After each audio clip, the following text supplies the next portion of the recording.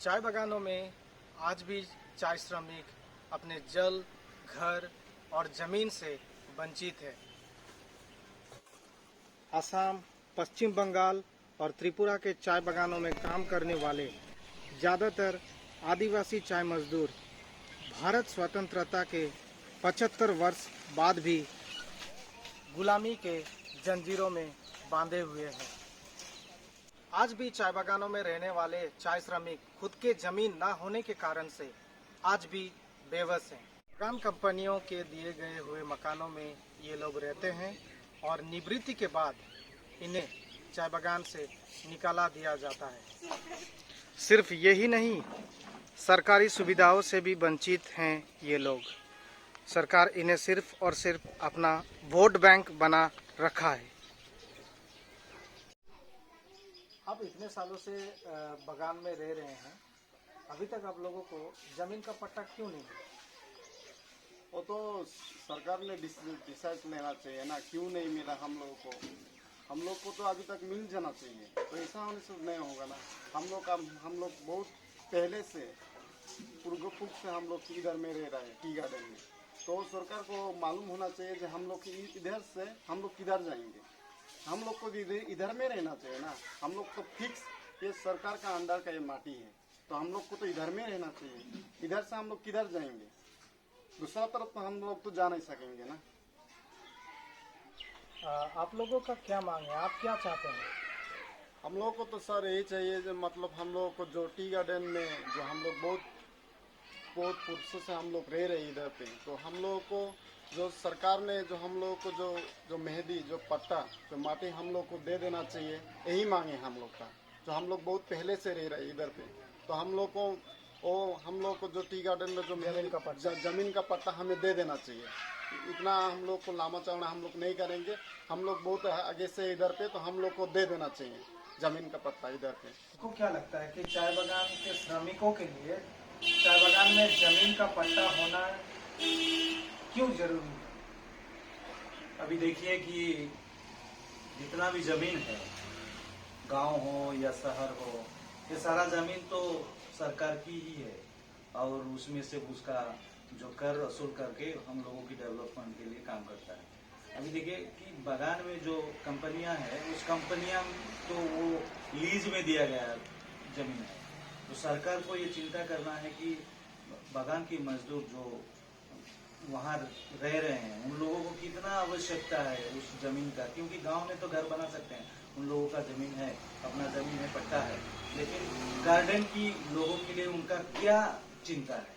तो ये बहुत ही आवश्यकता है, क्योंकि उन लोगों के लिए जैसे कि रोटी कपड़ा और मकान बोले जाते हैं, तो ये मकान जो है ना, कहाँ बनाएंगे वो लोग अगर रिटायरमेंट होने के बाद। तो जमीन की बहुत ही दरकार है और सरकार को इसमें दृष्टि देना चाहिए कि पट्टा बहुत ही आवश्यकता है मजदूर के लिए, श्रमिक के लिए, ताकि वो लोग खुशहाल जिंदगी में अपना खुद का घर बना के रह सकें। तो ये बहुत आवश्यक है, पट्टा ये जरूरी है, क्योंकि पट्टा बिना हम लोग स्वतंत्रता से कुछ भी काम नहीं कर सकते। जमीन पट्टा जैसी बड़ी समस्या के साथ साथ अन्य समस्या भी चाय बागानों में भरी पड़ी है।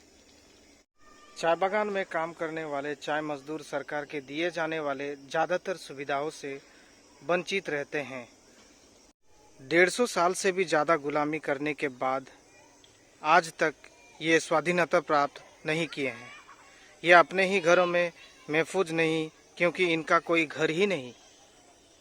अपने घर कहते हैं, वो इनका घर है ही नहीं, क्योंकि ये तो इनको छोड़ना पड़ेगा अपने अपने निवृत्ति के बाद। कभी भी वो हो सकता है। प्रधानमंत्री आवास योजना के तहत लोगों को घर देने की काम कर रहा है भारत सरकार, पर आसाम के चाय बागानों में ये घर ना के बराबर है। यहाँ लिस्ट में बेनिफिशियरी के नाम तो आता है, पर घर नहीं आते। घर मिला तो भी बनाएंगे कहाँ? ज़मीन कहाँ है? यहाँ तो एक श्रमिक अपना दुकान भी नहीं लगा सकता। और यहाँ के परमानेंट और टेम्पररी श्रमिक जो हैं, वो आज भी कच्चे मकानों में रहते हैं। और इस चाय बागान में आज भी करीबन 20 से 25 परिवार कच्चे मकान में रहने के लिए बेबस है।